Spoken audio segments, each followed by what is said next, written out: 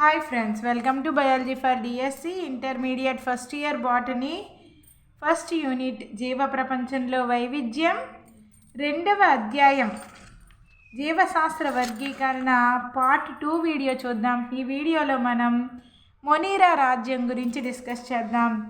Archaea బ్యాక్టీరియంలు, you బ్యాక్టీరియంలు, mycoplasma, యాక్టినోమైసిటిస్ మొదలైన అన్ని కేంద్రక పూర్వజీవులని మొనీరా రాజ్యంలో చేర్చారు. ఆర్కీ బ్యాక్టీరియంలు, యూ బ్యాక్టీరియంలు, మైకోప్లాజ్మా, యాక్టినోమైసిటిస్ మొదలైన అన్ని కేంద్రక పూర్వజీవులని ఈ మొనీరా రాజ్యంలో చేర్చారు. ఫస్ట్ మనం ఆర్కీ బ్యాక్టీరియంల గురించి డిస్కస్ చేద్దాం. అత్యధిక లవణయుత ప్రాంతాలలో నివసించే జీవులను ఏమంటాము? హాలోఫైల్స్ అంటాం. వేడి నీటి చలమల్లో థర్మో ఎసిడోఫైల్స్ అని అంటాం. బురద ప్రదేశాలలో నివసించేవి మిథనోజన్లు. ఇలాంటి కొన్ని అతి కఠినమైన ఆవాసాలలో నివసించడం వలన వీటిని మొనీరాకి చెందిన ప్రత్యేక జీవులుగా చెప్పవచ్చు. కణకవచ నిర్మాణంలో ఆర్కీ బ్యాక్టీరియంలు ఇతర బ్యాక్టీరియంలతో విభేదిస్తాయి. ఈ ఆర్కీ బ్యాక్టీరియంలని మొనీరాకి చెందిన ప్రత్యేకమైన జీవులుగా చెప్పవచ్చు. ఎందుకంటే ఇవి అత్యధిక లవణయుత ప్రాంతాలలోనూ, వేడి నీటి చలమలలోనూ, బురద ప్రదేశాలలో లాంటి అతి కఠినమైన ఆవాసాలలో సైతం నివసించే కెపాసిటీని కలిగి ఉంటాయి. కాబట్టి వీటిని ఏమంటాము? ఈ ఆర్కీ బ్యాక్టీరియాలని మొనీరాకి చెందిన ప్రత్యేకమైన జీవులుగా ఈ ఆర్కీ బ్యాక్టీరియాలని చెప్పవచ్చు. అయితే మనం ఇక్కడ అత్యధిక లవణీయత ప్రాంతాల్లో నివసించే ఆర్కీ బ్యాక్టీరియాలను ఏమంటాము? హాలోఫైల్ అంటాం. వేడి నీటి చలమలలో నివసించే ఆర్కీ బ్యాక్టీరియంలని థర్మో ఎసిడోఫైల్స్ అంటాం. బురద ప్రదేశాలలో నివసించే వాటిని మెథనోజన్లు అంటాం. ఇలాంటి అతి కఠినమైన ఆవాసాలలో నివసించడం వలన మొనీరాకి చెందిన ప్రత్యేకమైన జీవులుగా చెప్పవచ్చు ఆర్కీ బ్యాక్టీరియాలని. కణకవచ నిర్మాణంలో ఆర్కీ బ్యాక్టీరియంలు ఇతర బ్యాక్టీరియంలతోటి విభేదిస్తాయి. అయితే ఇక్కడ ఆర్కీ బ్యాక్టీరియా అన్నాం కదా అని బ్యాక్టీరియాలు కావివి. వీటి యొక్క కణకవచ నిర్మాణంలో బ్యాక్టీరియాలకి వీటికి డిఫరెన్స్ ఉంటుందన్నమాట, తేడా ఉంటుంది, విభేదిస్తాయి. వీటి కణకవచంలో పెప్టిడోగ్లైకాన్ ఉండదు, కానీ సూడోమ్యూరిన్ ఉంటుంది. బ్యాక్టీరియంలాగా వీటి యొక్క కణకవచంలో పెప్టిడోగ్లైకాన్ ఉండదు, కానీ సూడోమ్యూరిన్ ఉంటుంది. కణత్వచంలో శాఖాయుత లిపిడ్ శృంఖలాలు ఉంటాయి. ఈ లక్షణం వల్లనే ఇవి తీవ్రమైన పరిస్థితులను తట్టుకొని మనుగడ సాగించగలుగుతున్నాయి. ఇక్కడ మనకి వీటి యొక్క కణకవచంలో పెప్టిడోగ్లైకాన్ ఉండదు, కానీ సూడోమ్యూరిన్ అనేది ఉంటుంది. కణత్వచంలో ప్లాజ్మా త్వచంలో ఏముంటుంది? శాఖాయుత లిపిడ్ శృంఖలాలు ఉంటాయి. ఈ లక్షణం వల్లనే ఇవి తీవ్రమైన పరిస్థితులను తట్టుకుని మనుగడ సాగించగలుగుతున్నాయి. ఇవి అనేక మిథనోజన్లు, ఆవులు, గేదెలు లాంటి రూమినేట్ జంతువుల జీర్ణాశయంలో జీవిస్తూ వీటి విసర్జక పదార్థాలు పేడ నుంచి మీథేన్ ఉత్పత్తికి దోహదం చేస్తున్నాయి. అనేక మిథనోజన్లు అనుకున్నాం కదా మనం. బురద ప్రదేశాల్లో నివసించే ఆర్కీ బ్యాక్టీరియాలను ఏమంటాం? మనం మిథనోజన్లు అంటాం కదా. ఆ మిథనోజన్లు ఆవులు, గేదెలు లాంటి రూమినేట్ జంతువుల యొక్క జీర్ణాశయంలో జీవిస్తూ వీటి విసర్జక పదార్థాల నుంచి మీథేన్ అంటే ఏంటి? ఇక్కడ జీవవాయువు లేదా బయోగ్యాస్ ఉత్పత్తికి దోహదం చేస్తున్నాయి ఈ మిథనోజన్లు. అంటే ఆర్కీ బ్యాక్టీరియంలు కూడా ఈ ఆర్థిక ప్రాముఖ్యతను కలిగి ఉన్నాయి. నెక్స్ట్ యూ బ్యాక్టీరియంలను గురించి డిస్కస్ చేద్దాం. యూ బ్యాక్టీరియంలు సూక్ష్మజీవులలో అత్యధికంగా ఉండే బ్యాక్టీరియంలు యూ బ్యాక్టీరియంలు. అంటే యూ బ్యాక్టీరియంలు అంటే కాదు, బ్యాక్టీరియంలు. అంటే యూ బ్యాక్టీరియంలలో బ్యాక్టీరియంలు కూడా ఉంటాయి కాబట్టి సూక్ష్మజీవుల్లో అత్యధికంగా ఉండేవేంటి? బ్యాక్టీరియంల గురించి చెప్తారనమాట. సూక్ష్మజీవులు అత్యధికంగా ఉండే బ్యాక్టీరియంలు. ఈ బ్యాక్టీరియంల విషయానికి వస్తే ఇవి సర్వత్రా వ్యాపించి ఉండే బ్యాక్టీరియంలు. ఒక గుప్పెడు మట్టి తీసుకున్న దాంట్లో మనకి వందల కొద్ది బ్యాక్టీరియంలు అనేవి ఉంటాయి. ఇతర జీవులు అతి తక్కువగా నివసించగల తీవ్రమైన ఆవాసాలైన వేడి నీటి చలమలు, ఎడారులు, మంచు, లోతైన సముద్రాలలో కూడా ఈ బ్యాక్టీరియంలు జీవించగలుగుతాయి.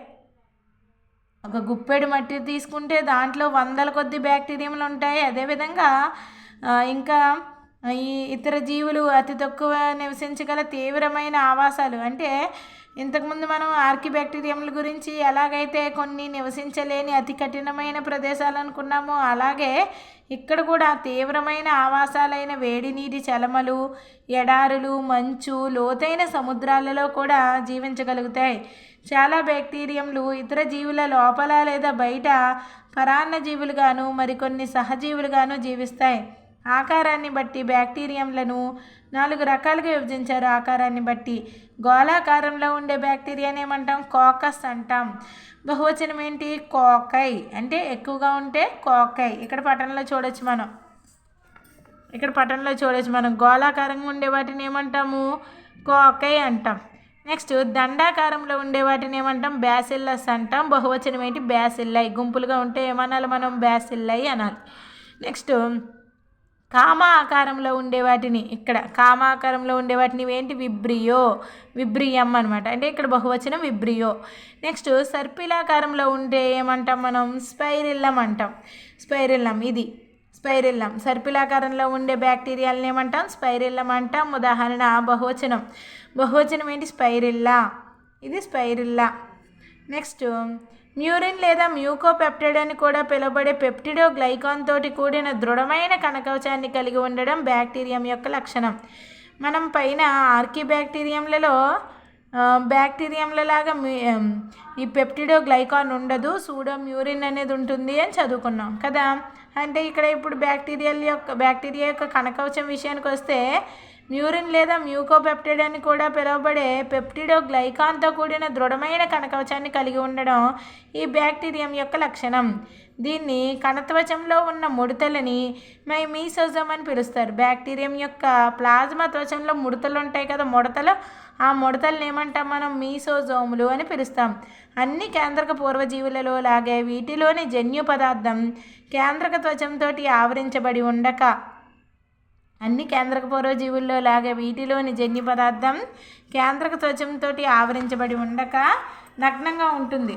ఈ బ్యాక్టీరియంలలో జన్యు పదార్థం అనేది కేంద్రక త్వచంతో, అంటే కేంద్రకం ఉంటుంది కదా, జన్యు పదార్థం అంతా కేంద్రకంలో ఉంటుంది. కేంద్రకాన్ని ఆవరించి కేంద్రక త్వచం ఉండాలి. కానీ ఇక్కడ బ్యాక్టీరియం అనేది ఏంటి? కేంద్రక పూర్వ జీవులు కదా మనకి. అంటే మొనీరా రాజ్యపు జీవులన్నీ కేంద్రక పూర్వ జీవులే. కాబట్టి బ్యాక్టీరియం యొక్క జెనెటిక్ మెటీరియల్ అంటే క్రోమోజోములు కానీ ఇవన్నీ కూడా నగ్నంగా ఉంటాయి, కేంద్రక త్వచం చేత కప్పబడి ఉండదన్నమాట. బ్యాక్టీరియంలు అన్ని కేంద్రక పూర్వజీవుల్లోనూ రైబోజోములు తప్ప ఇతర కణాంగాలు ఉండవు. బ్యాక్టీరియంలు ఇతర కేంద్రక పూర్వజీవులన్నింటిలోనూ ఈ రైబోజోములు తప్ప ఇతర ఎటువంటి కణాంగాలు అనేవి ఉండవు. బ్యాక్టీరియంలలో 1 లేదా అంతకంటే ఎక్కువ కసాబాలు ఉంటాయి. బ్యాక్టీరియాల విషయానికి వస్తే బ్యాక్టీరియంలలో 1 లేదా అంతకంటే ఎక్కువ కసాబాలు ఉంటాయి. బ్యాక్టీరియం యొక్క కణ నిర్మాణము అతి సరళమైనప్పటికీ వాటి ప్రవర్తన అతి సంక్లిష్టంగా ఉంటుంది. వీటి యొక్క కణ నిర్మాణము చెప్పేచ్చు కదా మనం. పెప్టిడోగ్లైకాన్తో నిర్మితమైన కణకవచం ఉంటుంది. ప్లాజ్మా త్వచంలో లిపిడ్ శృంఖలాలు ఉంటాయి. అదేవిధంగా రైబోజోమ్ తప్ప ఇతర కణాంగాలు ఏమీ ఉండవు. కేంద్రకాన్ని ఆవరించి కేంద్రక త్వచం ఉండదు. నెక్స్ట్ మీసోజోములు వంటి ముడతలు అనేవి ఉంటాయి. ఇవన్నీ చెప్పచ్చు మనం. బ్యాక్టీరియంలలో కణ నిర్మాణం అతి సరళమైనప్పటికీ వాటి యొక్క ప్రవర్తన ఎలా ఉంటుంది? సంక్లిష్టంగా ఉంటుంది. అనేక జీవులతో పోలిస్తే బ్యాక్టీరియంలో ఒక సముదాయంగా చాలా ఎక్కువ జీవక్రియ వైవిధ్యాన్ని ప్రదర్శిస్తాయి.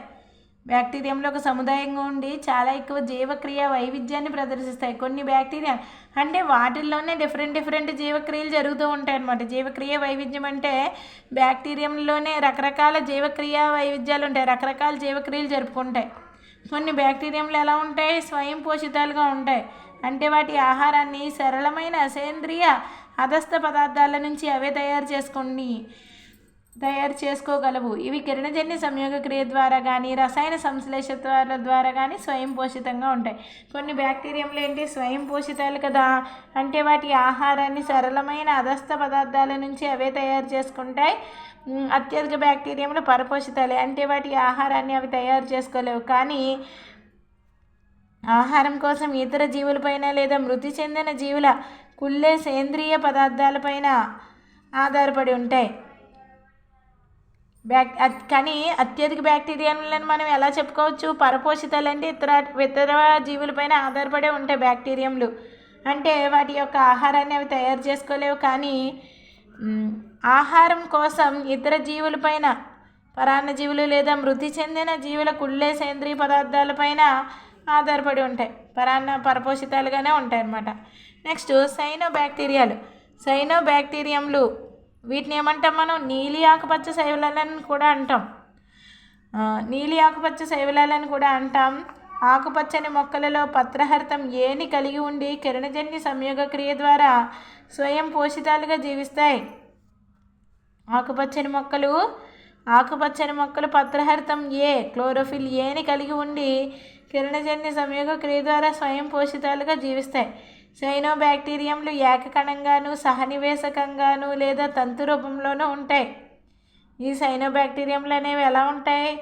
ఏకకణంగా అయిన ఉండొచ్చు, లేదా సహనివేశకంగా అంటే కాలనీలా ఉంటాయి, లేదా తంతు రూపంగా ఉంటాయి. ఇక్కడ చూడొచ్చు మనం తంతు రూపయుత నీలి ఆకుపచ్చ శైవలం నాస్టాక్ అనమాట. ఇది ఇలా తంతు రూపంలో ఉంటాయి. ఇవి నీటిలో కానీ భూమిపైన కానీ నివసించే శైవలాలు. ఈ సైనోబ్యాక్టీరియాలు ఏంటి? నీటిలో కానీ భూమిపైన కానీ నివసించే శైవలాలు. ఆక్సిజన్ కిరణజన్య సంయోగ క్రియలో ఆమ్లజనిని విడుదల చూపే అతి ఆదిమమైన జీవులు ఇవి. నీలి ఆకుపచ్చ శైవలాలు ఏంటి? ఆక్సిజన్ కిరణజన్య సంయోగ క్రియలో ఆమ్లజనిని విడుదల చూపే అతి ఆదిమమైన జీవులు. సైనోబ్యాక్టీరియంలు కణంలోని జీవ పదార్థం మధ్య భాగంలో క్రోమాటిన్ పదార్థాన్ని కలిగి వర్ణరహితంగా ఉంటాయి. సైనోబ్యాక్టీరియంల కణంలోని జీవ పదార్థం మధ్య భాగంలో క్రోమాటిన్ పదార్థాన్ని కలిగి ఉండి వర్ణరహితంగా ఉంటాయి. దీనిని సెంట్రోప్లాజం అని అంటారు. నెక్స్ట్ చుట్టూతా వర్ణయుతమైన క్రోమోప్లాజం ఉంటుంది. సహనివేశాలు, ట్రైకోమ్లు, తంతువులు సాధారణంగా జిగురు పొరతోటి చుట్టబడి ఉంటాయి. కలుషితమైన నీటిలో ఇవి మంజరులను ఏర్పరుస్తాయి. వీటిలో కొన్ని జీవులు హెటెరోసిస్టులు అనబడే ప్రత్యేక కణాలలో వాతావరణంలోని నత్రజనిని స్థాపిస్తాయి. ఇక్కడ మనం చూడొచ్చు హెటెరోసిస్ట్, నాస్టాక్లో చూడొచ్చు హెటెరోసిస్టులు. ఏంటి ఇక్కడ? హెటెరోసిస్ట్ అనబడే ప్రత్యేక కణాలలో వాతావరణంలోని నత్రజనిని స్థాపిస్తాయి ఈ సైనోబ్యాక్టీరియాల్లో. ఈ హెటెరోసిస్టులు కలిగి ఉన్న జీవులకు ఉదాహరణ ఏంటి? నాస్టాక్. ఇదేమిటి? ఇక్కడ పటంలో చూస్తుంది మనం, ఇది ఎగ్జాంపుల్ నాస్టాక్ అనమాట. నాస్టాక్, అనబినా ఇవన్నీ ఏంటి? హెటెరోసిస్టులు అనబడే ప్రత్యేక కణాలలో వాతావరణంలోని నత్రజనిని స్థాపిస్తాయి ఈ నాస్టాక్, అనబినా వంటివి. అలైంగిక ప్రత్యుత్పత్తి సమయంలో మందమైన గోడల్ని కలిగిన అకైనీట్లను కానీ హార్మోగోనియంలను కానీ ఏర్పరుస్తాయి. ఇక్కడేంటి? ఈ నీలి ఆకుపచ్చ శైవలాలు అలైంగిక ప్రత్యుత్పత్తి సమయంలో మందమైన గోడలని కలిగిన అకైనీట్లను కానీ హార్మోగోనియంలను కానీ ఏర్పరుస్తాయి. అలైంగిక ప్రత్యుత్పత్తి సమయంలో మందమైన గోడల్ని కలిగిన అకైనీట్లను కానీ హార్మోగోనియంలను కానీ ఏర్పరుస్తాయి. శాఖీయ లేదా ప్రత్యుత్పత్తి దశలలో కసాబాలు ఉండవు. శాఖీయ లేదా ప్రత్యుత్పత్తి సమయంలో కసాబాలు ఉంటాయా? నీలి ఆకుపచ్చ శైవలాల్లో ఉండవు. ఎర్ర సముద్రపు ఎరుపు రంగు అందలి ట్రైకోడెస్మియం ఎరిత్రియం వల్ల ఏర్పడుతుంది. ఎర్ర సముద్రపు ఎరుపు రంగు ఎందుకు ఏర్పడుతుంది? ఆ ఎర్ర సముద్రంలో ఉండే ట్రైకోడెస్మియం ఎరిత్రియం అనే నీలి ఆకుపచ్చ శైవలం వల్ల ఏర్పడుతుంది అనమాట. నెక్స్ట్ రసాయన సంశ్లేషిత స్వయం పోషక బ్యాక్టీరియం. నైట్రైట్, అమ్మోనియా లాంటి వివిధ అసేంద్రియ పదార్థాలను ఆక్సీకరణం చేసి విడుదలైన శక్తిని ఏటీపీ తయారీకి వినియోగించుకుంటాయి. ఇవి నత్రజని, భాస్వరం, ఇనుము, గంధకం లాంటి పోషకాలను పునశ్చక్రీయం చేయడంలో ప్రముఖ పాత్ర వహిస్తాయి. ఈ రసాయన సంశ్లేషిత స్వయం పోషిత బ్యాక్టీరియంలు ఎలా ఉంటాయి? నైట్రైట్, అమ్మోనియా లాంటి వివిధ అసేంద్రియ పదార్థాలని ఆక్సీకరణం చేస్తే ఏమవుతుంది? శక్తి విడుదలవుతుంది కదా. ఈ విడుదలైన శక్తిని ఏటీపీ తయారీకి వినియోగించుకుంటాయి. రసాయన సంశ్లేషిత స్వయం పోషక బ్యాక్టీరియంలు నైట్రైట్ అమ్మోనియా లాంటి వివిధ అసేంద్రియ పదార్థాలని ఆక్సీకరణం చేసి విడుదలైన శక్తిని ఏటీపీ తయారీకి వినియోగించుకుంటాయి. ఇవి నత్రజని, భాస్వరం, ఇనుము, గంధకం లాంటి పోషకాలను పునశ్చక్రియం చేయడంలో ఈ ప్రముఖ పాత్ర వహిస్తాయి. నెక్స్ట్ ఏంటి, పరపోషిత బ్యాక్టీరియంలలో అధిక భాగం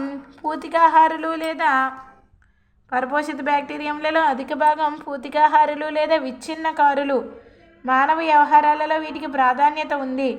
అంటే ఇక్కడ మనం జీవక్రియల్లో వైవిధ్యాలు చూపిస్తాయి అనుకున్నాం. కొన్ని బ్యాక్టీరియాలు స్వయం పోషితాలుగా ఉంటాయి అనుకున్నాం.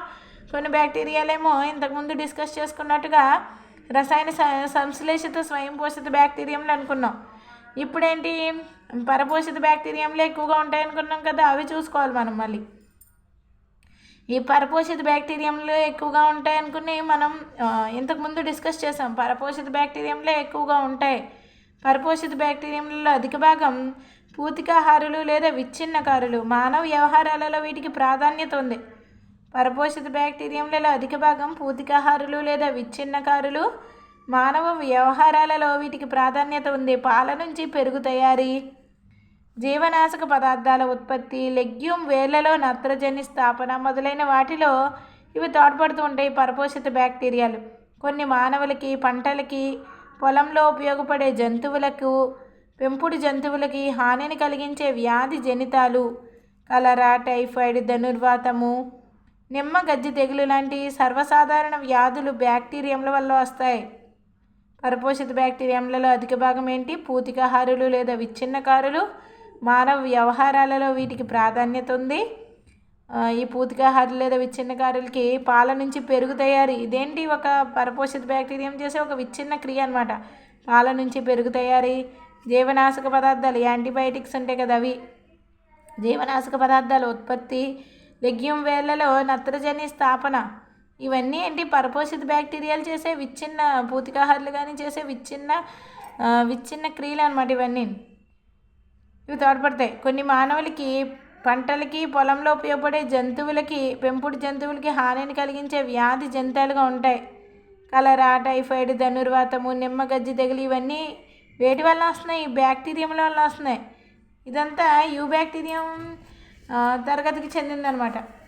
నెక్స్ట్, బ్యాక్టీరియంలో ముఖ్యంగా కణ విచ్ఛత్తి ద్వారా, మరి ప్రత్యుత్పత్తి కూడా డిస్కస్ చేయాలి కదా మనం.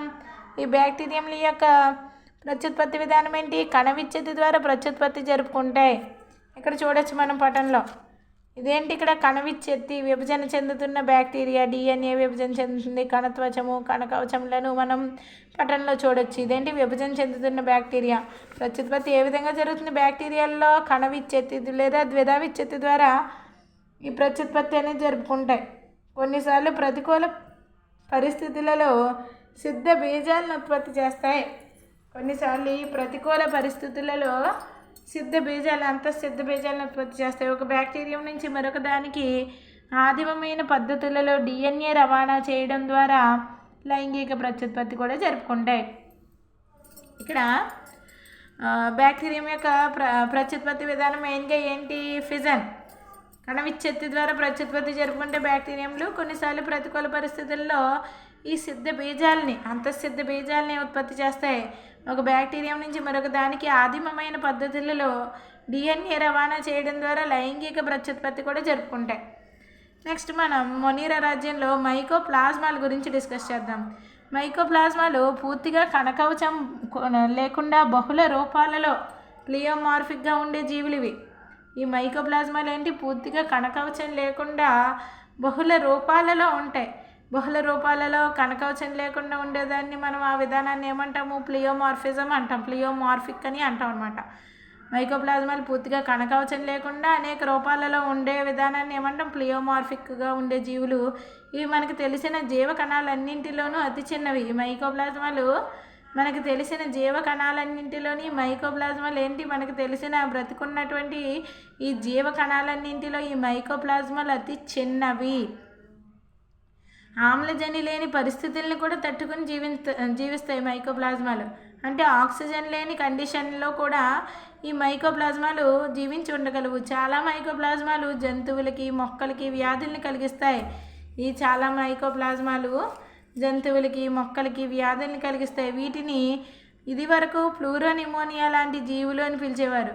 ఈ మైకోప్లాజ్మాలని ఇదివరకు ఏమని పిలిచేవారు? ప్లూరోనిమోనియా లైక్ ఆర్గనిజమ్స్ అని పిలిచేవారు. మొక్కలలో మంత్రగత్తె, చీపురుకట్ట, విచ్చస్ బ్రూమ్, పశువులలో ప్లూరోనిమోనియా, మనుషులలో మైకోప్లాజ్మల్ యూరిథ్రెటిస్ వంటి వ్యాధుల్ని కలిగిస్తాయి. ఈ మైకోప్లాజ్మాల వల్ల కలిగే వ్యాధులేంటి? మొక్కలలో మంత్రగత్తె, చీపురుకట్ట, గుర్తుపెట్టుకోవాలి ఇది మనం. మొక్కలలో మంత్రగత్తె, చీపురుకట్ట, విచ్చస్ బ్రూమ్, పశువులలో ప్లూరోనిమోనియా, మనుషులలో మైకోప్లాజ్మల్ యూరిథ్రెటిస్ వంటి వ్యాధులు ఈ మైకోప్లాజ్మల్ వల్ల కలుగుతాయి. దీన్ని ఏమంటాం మనం? మెయిన్గా వీటిని ఇదివరకు ఏమని పిలిచేవారు? ప్లూరోనిమోనియా లాంటి జీవులు, ప్లూరోనిమోనియా లైక్ ఆర్గనిజమ్స్ అని పిలిచేవారు. అదేవిధంగా ఈ మైకోప్లాజ్మాలు మెయిన్గా ప్లియోమార్ఫిజం అంటే బహుళ రూపాలలో ఉండే జీవులు, బహుళ రూపాలలో కణకవచం లేకుండా ఉండే జీవులు ఇవి. నెక్స్ట్ యాక్టినోమైసిటిస్ గురించి డిస్కస్ చేద్దాం.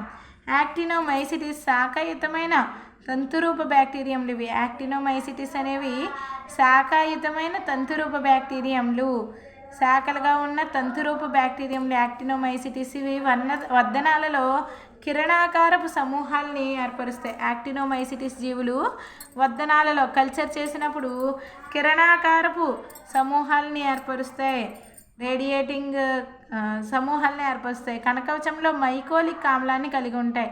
ఈ యాక్టినోమైసిటిస్ జీవులు కణకవచంలో మైకోలిక్ ఆమ్లాన్ని కలిగి ఉంటాయి. చాలా వరకు పూతికాహార జీవులు లేదా విచ్ఛిన్నకారులు ఇవి కణకవచంలో మైకోలిక్ ఆమ్లాన్ని కలిగి ఉంటాయి. చాలా వరకు పూతికాహార జీవులు లేదా విచ్ఛిన్నకారులు మైకోబ్యాక్టీరియం, కొరినీ బ్యాక్టీరియం లాంటి కొన్ని యాక్టినోమైసిటిస్ రకాల పరాన్న జీవులు. మైకోబ్యాక్టీరియం, కొరినీ బ్యాక్టీరియం లాంటి కొన్ని యాక్టినోమైసిటిస్ రకాలేంటి? పరాన్న జీవులు. యాక్టినోమైసిటిస్కి చెందిన అనేక జాతులు, ముఖ్యంగా స్ట్రెప్టోమైసిస్ ప్రజాతి అనేక రకాల సూక్ష్మజీవ నాశకాలను ఉత్పత్తి చేస్తాయి. ఇది గుర్తుపెట్టుకోవాలి మనం. ఏంటి ఇక్కడ?